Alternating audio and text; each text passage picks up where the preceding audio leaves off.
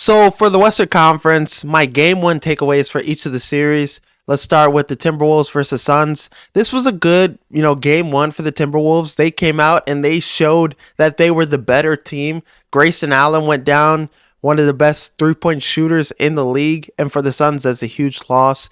It's a sprained ankle, I think. Hopefully he could come back, because if he can't, the Suns, this series is going to be over quick, especially, with this bench production they had. The Timberwolves had 35 points off the bench. Royce O'Neal had 14. So that was really it for the Suns off the bench. They really struggled. Everybody struggled but Kevin Durant. Kevin Durant got it going. But Anthony Edwards combated whatever he had going. In the third quarter, he had 18 points. He was going crazy.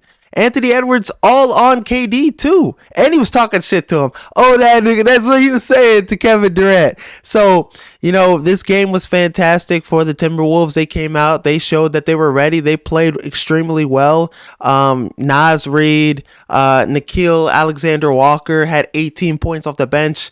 Outplayed Bradley Beal. Devin Booker had 19 points. He needs to get it going. He needs to play better. He didn't shoot well.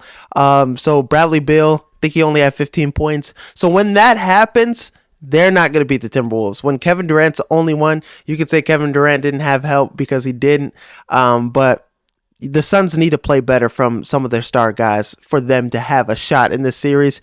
Anthony Edwards, if he's dropping 31 points, we've seen him do this in the playoffs. This is his sixth straight 30-point game. Only one game behind KG. So he shows up big in the playoffs, and you need your other guys to show up big if you're the Suns, or else you have no shot. This could be over quickly, and Minnesota looked really good. Karl Anthony Towns had 19 points. They look like they could compete with anybody in the West, to be honest. The next series, the Lakers versus Nuggets, this was a so-and-so game. The Lakers looked like they were ready earlier on in the game. They were holding the lead against the Nuggets. The Nuggets kind of started off flat.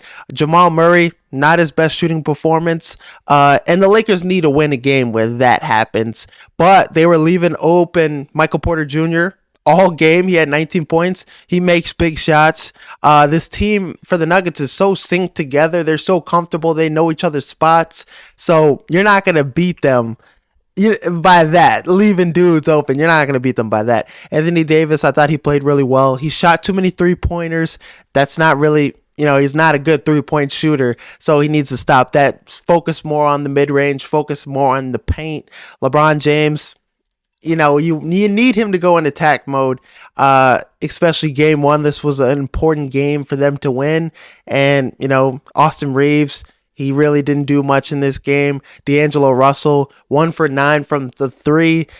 Bad shooting performance from him. Just kept missing shots, kept taking shots, took 20 shots, but kept missing everything damn near. So he needs to make shots. Lakers, you still got to feel comfortable, confident that you can do something against the Nuggets, because they showed earlier on in this game they could. But Jamal Murray, if he gets it going, which we think he will, because in the playoffs he's big time, it's not looking good. This looks like the same Lakers versus Nuggets series that we saw last year where they got swept. So, not too much to be happy about, but you got to go out there. You got to execute the game plan. You got to go out there and ensure that if Jamal Murray doesn't have the hot hand and he's bricking shots, don't leave Michael Porter Jr. open, and make sure that you're knocking down shots on the other end. Anthony Davis is challenging Joker on the offensive end. You're doing those kind of things, you might have a shot, but after game one, it was a bad performance. It didn't look good. Clippers versus Mavs. Now this is my favorite series in the West, but the Clippers came out there 30 points in the first half. They were up. Dallas Mavericks, Kyrie and Luka had terrible performances in the first half. Everybody on the Mavs couldn't get anything going. Kyrie and Luka put it together in the third quarter. They were able to make the game closer.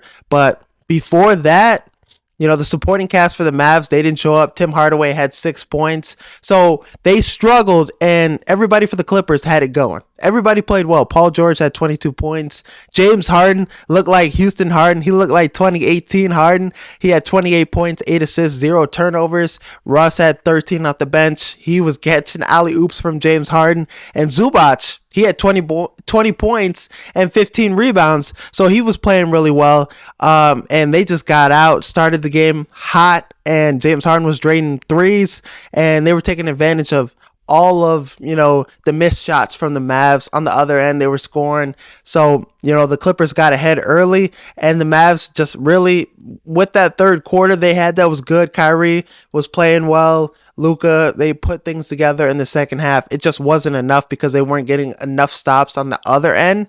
And the Clippers took advantage of this game, and this was a huge win for them without Kawhi. I think game 2 now, you don't have to force Kawhi to come back. You can allow him to, rest, bring him back game 3, which is, I think, is Thursday night or Friday night. So I think with that, Kawhi gets more rest. You have one victory over the Dallas Mavs, and this is a huge confidence win. You could look at this game and be like, we can beat this team. We're the better team. And the Clippers are the better team, especially when they can outscore the bench like that without Norman Powell having a huge game. Just Russ alone outscored the bench damn near. So huge confidence game for them. Ty Lue, he's the better coach. He coached circles around Jason Kidd. So now for the last series in the Western Conference, the Pelicans versus Thunder. I thought this was going to be a good series. I thought the Pelicans could challenge some of the things the Thunder do well offensively. And I was right. This was a great game 1. This was probably the best game 1 of all the playoffs. This from the beginning to end, it was competitive. The Pelicans, they turned it up in the second half. They were playing well defensively. Herb Jones, Trey Murphy had a really good game. He had 20 points, and he was doing it on both ends of the court, playing well defensively, making stops, had 3 blocks. Herb Jones was playing well.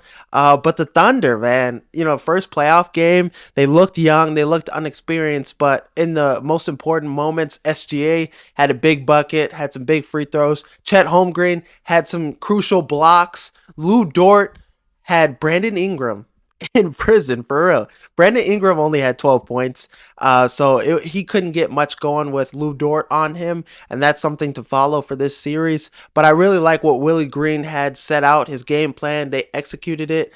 I really like Larry Nance, starting as a center, to end the game. But Valanciunas, he had a pretty good performance. He was able to get some things going against Chet Holmgren. So there's a lot of positives for the Pelicans from this game 1.